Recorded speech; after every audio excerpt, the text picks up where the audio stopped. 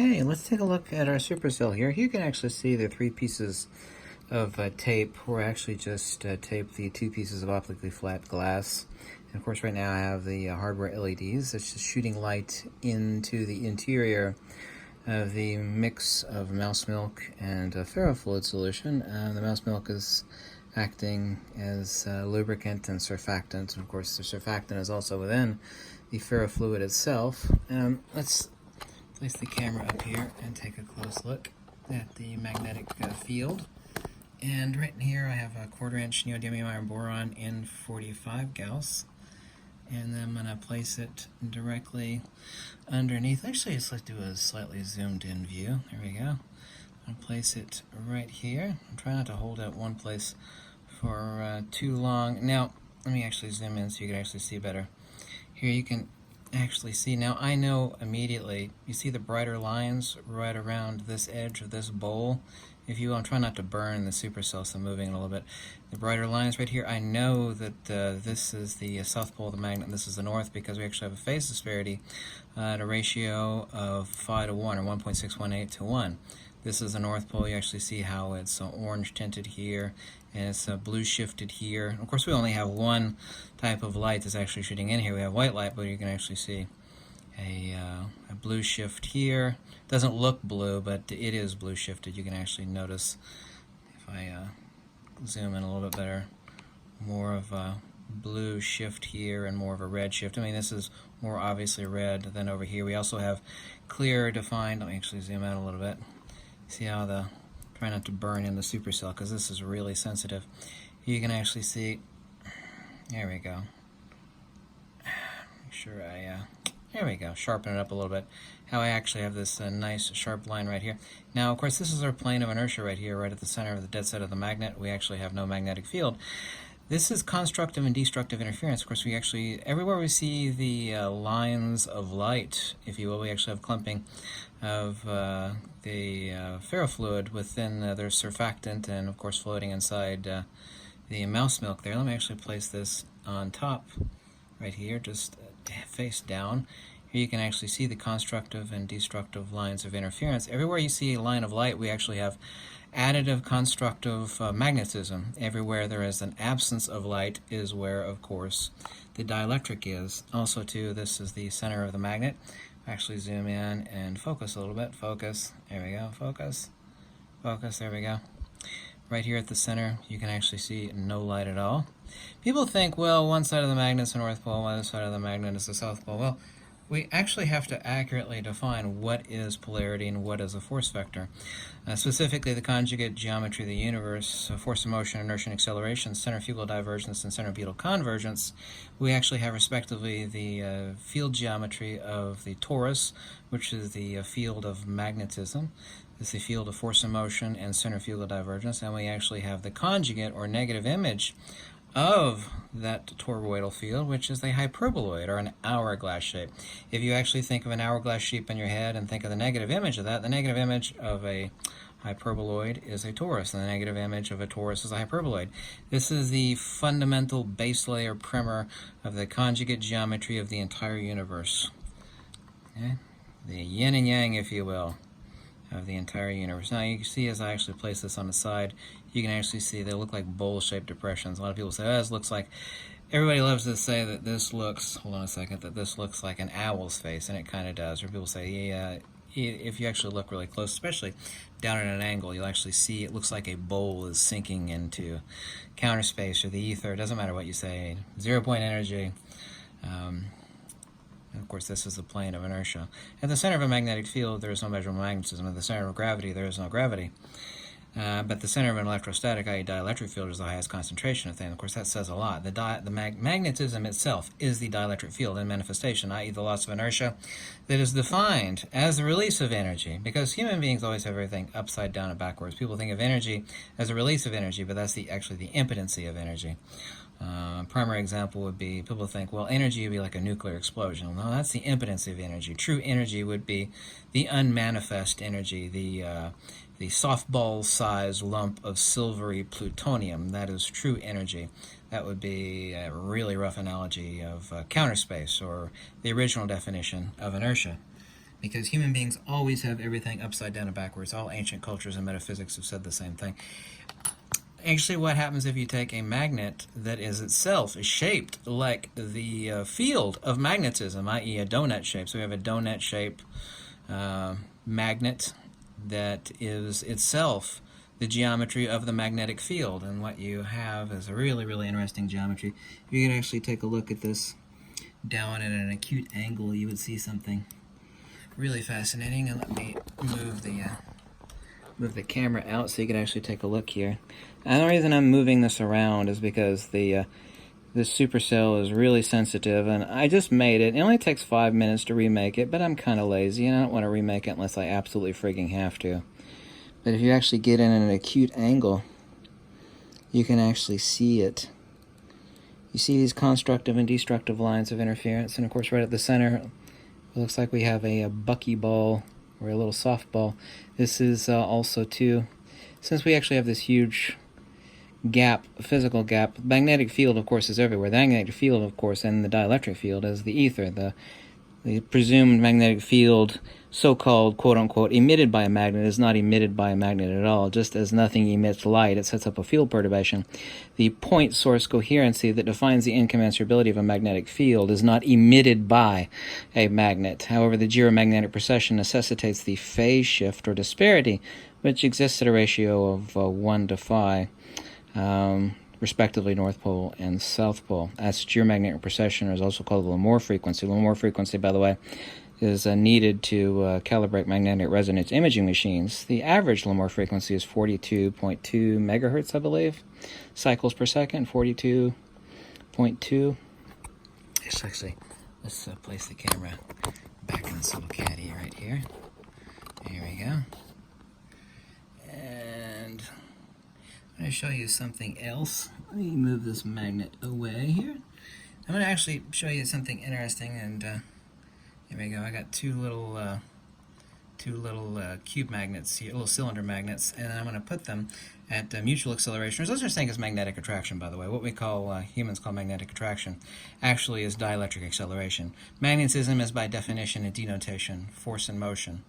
It cannot be mutual mass acceleration. The only thing that differentiates out gravity, what human beings ignorantly think gravity is, and what so-called magnetic attraction is one and the same thing, but magnetic attraction does not exist at all. But that premise has existed within human minds for thousands and thousands of years. What I'm actually going to do is you're going to see people think, well, magnets accelerate towards one another, and they actually don't. I'm going to show you underneath the supercell here what they're actually accelerating towards, and you'll see it underneath the supercell here. You'll see actually a little portal created right immediately between the two. They're actually accelerating towards because everything is pressure mediation. The secret primer of Mother Nature is not only force of motion, inertia, and acceleration, centrifugal divergence, and centripetal convergence, again, the conjugate geometry of magnetism and dielectricity, which is respectively the torus and the hyperboloid, but also the other base layer or basement foundation of cosmic mechanics is everything is pressure mediation, you know?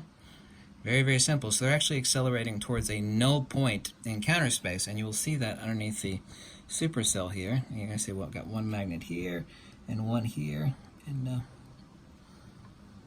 there we go. You can actually see. Let me center it up correctly, because over here on the left, so I've got both hands being used right now. The hole on the far left here, or whichever way you're looking at it, bottom, left, whatever, over here, that's one pole of the magnet, and over here is the other pole of the magnet. But this hole right in the center, there's nothing there. What these magnets are accelerating towards, and I'm holding them tightly to keep them from accelerating, is the null pressure point in counter space. See, they're not accelerating towards one another. No, girlfriend. See, this hole right here wiggling the most, yeah, that's one pole of the magnet. The other pole of each magnet is out of view of the camera, and the other pole of the other magnet is over here. But that black spot in the center, there's nothing there. Well, sure there is, because the ether is everywhere, but it's also nowhere. Unmanifest ether is, of course, what we mean when we say counter space, what we mean when we say the ether, what we mean when we say zero-point energy. See, Mother Nature doesn't give a shit what stupid human beings call it. Ether, counter space, zero-point energy. She doesn't care. but what they're accelerating towards is the lowest pressure mediation between their two. They're not accelerating towards one. Sure, magnets accelerate towards one another. Everybody's witnessed that now for thousands of years. You take two magnets and they accelerate towards one another as magnetic attraction. A, that's not magnetism. B, it is dielectric or mutual mass acceleration. Specifically, it is point source acceleration, which is a distinction only in attribute between that and so-called gravity.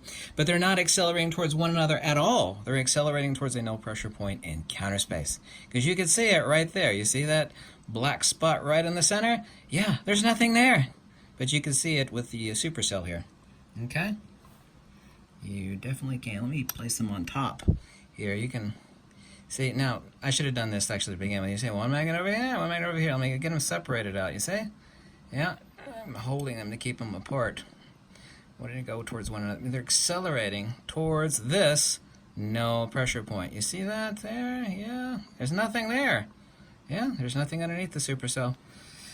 So, let's put the little disc magnet back underneath there again. Actually, let's place it right on the side. Now, you should be able to tell immediately whether we're looking at the south side here. Yes, you can see it's brighter right here. See the red shift? You see the blue shift there? You can actually see this bowl shape. Focus. Focus. I actually placed it this way so it appears in the video better. And let me do better focus. There we go. Better focus. You see the plane of inertia right here? See that bright line? That's the null point right here. This is the physical magnet itself, and this is where no magnetism exists.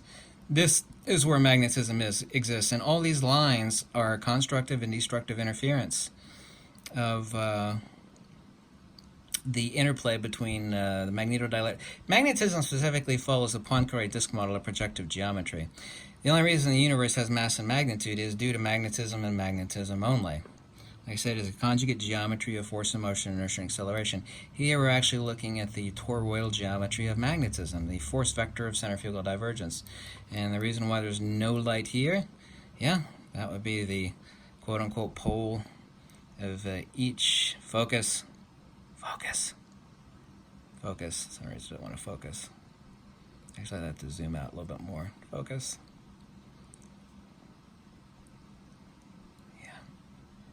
There we go. Focus. There we go. Camera's shaking. But anyway, actually, let me slide the ring magnet back over top. And let me zoom in and let it do a focus check right there. There we go. You see that? You see these constructive and destructive lines of interference? Yes? Let me place it underneath the supercell. Oops, I dropped it there. Hold on. Sorry about that. Let the image develop. It's like I'm developing a photograph. You see that? That's in real time. We're actually looking, and here you can see all the constructive and destructive. You're actually looking at true holography. Magnetoholography as being painted, quote-unquote painted, not literally painted, by constructive and destructive interference between the interplay of the conjugate geometry of the universe, force and motion, inertia, and acceleration, or respectively the field geometries of the hyperboloid and the torus, which are the mirror images of one another. But magnetism is the dielectric field. That's like saying, well, magnetism is a dielectric field. That's like saying ice is the field of water, or steam is the field of water, right? It's like, what's the difference between ice and water? I mean, well, to a child, there's a huge difference. One is hard as a rock, and the other one is, soft and squishy. It's like, well, these are different things. Like, no, they're not. Ice and steam are just different temperature and pressure mediations of water, right? Well, magnetism is the dielectric field, the pressure expression mediation of the loss of the inertia as expressed. By the way, interesting, I discovered, you can't see it right now, I actually got it tattooed on the inside of my wrist, which is 1 over 5 to the power of -3. The native euristos dies, or the uncaused cause principle of the loss of inertia, or the extrinsic attribute of the dielectric, which is a discovery of mine in Plato's Republic 509D to 511. But I hope you see how the image is burned in already? See how sensitive it is? You just leave a ring magnet sitting here, and the supercell takes a dump on itself because it's so sensitive. especially to ring magnets. See, a supercell don't like a ring magnets too much because it will make, see this burned in image? It's not literally burned, but I call it burned in image. That's kind of essentially what it is. But anyway, I hope you liked this video. If you did, and I explained a few things to make you understand the universe a little bit better, you could always drop a donation or tell me to jump off a cliff or tell me how much I suck or how much you hate me or whatever makes you happy, whatever floats your boat. See there? Isn't this beautiful? You really can't experience a supercell until you look at it at an acute angle like this. You see that? That is effing amazing. And then when you realize that the actual layer of liquid that you're looking at in here, that you look like you're looking at 5 inches of holographic depth, is far, far, far, far, far thinner than even a human hair. Just like ungodly thin. Then you're like, oh my effing god. That's incredible. But yeah, I think I've basically destroyed the supercell now because I've already got a burned in image here. And for an encore, let's actually place, yeah, there we go. Isn't that beautiful? Put the, move it around with my little brush here. Tip over the end of my brush. When it actually spun like that, what it did is it spun to the Earth's magnetic field. I placed it on there contrary to that. But here you can actually see right in the center that plane of inertia. Right there. Actually, let me put it right here near the tape. I thought it would hold on the tape. But, there we go. See, right here. Hold on a second. Plane of inertia right here. Yep. Focus. Focus. Isn't that beautiful? Isn't that beautiful? Anyway, thanks for watching. And check out the prior video on how to make your own supercell. And goodbye.